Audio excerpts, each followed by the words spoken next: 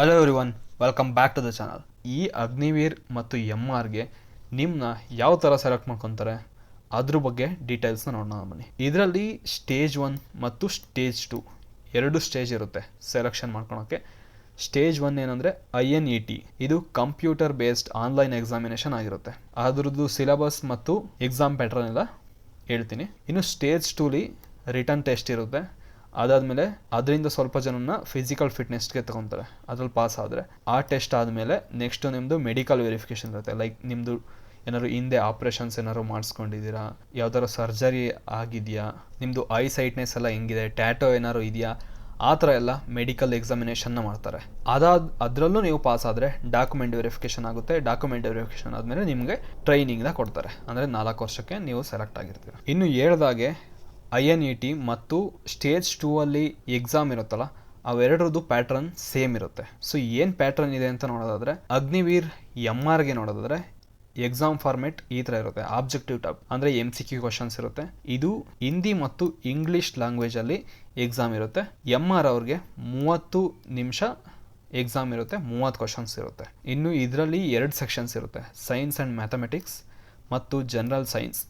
ಇದು 10ನೇ ಕ್ಲಾಸ್ ಲೆವೆಲ್ಗೆ ಇರುತ್ತೆ. ಇನ್ನು ಪಾಸಿಂಗ್ ಕ್ರೈಟೀರಿಯಾ ಏನು ಅಂದರೆ, ನೀವು ಈಚ್ ಸೆಕ್ಷನ್ ಅಂದರೆ science and mathematics, general awareness ಈ ಎರಡಕ್ಕೂ category wise some cut off ಬಿಡ್ತಾರೆ.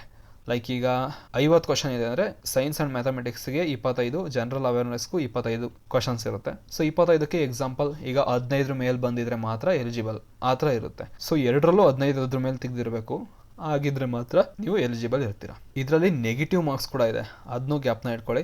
ಸೊ ಒಂದು ಕರೆಕ್ಟ್ ಆದರೆ 1 ಮಾರ್ಕ್ಸ್ ಬರುತ್ತೆ. ಹಂಗೆ ಒಂದು ತಪ್ಪಾದರೆ -0.25 ಮಾರ್ಕ್ಸ್ನ ಕಳೀತಾರೆ.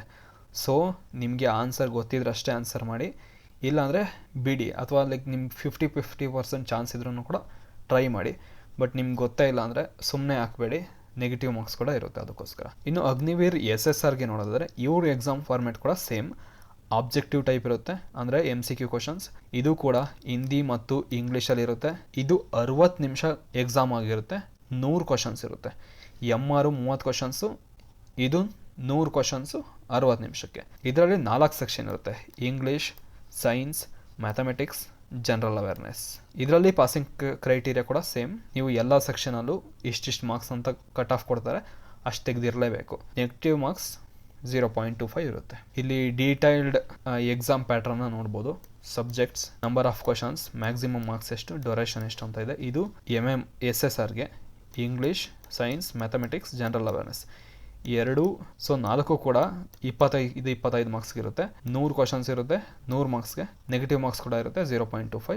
1 ಗಂಟೆಲಿ ನೀವು ಎಕ್ಸಾಮ್ನ ಬರೀಬೇಕಿರುತ್ತೆ. MRಗೆ ನೋಡೋದಾದರೆ ಸೈನ್ಸ್ ಆ್ಯಂಡ್ ಮ್ಯಾಥಮೆಟಿಕ್ಸ್ ಮತ್ತು ಜನರಲ್ ಅವೇರ್ನೆಸ್ ಇರುತ್ತೆ. 50 ಕ್ವಶನ್, ಮ್ಯಾಕ್ಸಿಮಮ್ ಮಾರ್ಕ್ಸ್ 50, 30 ನಿಮಿಷ ಎಕ್ಸಾಮ್.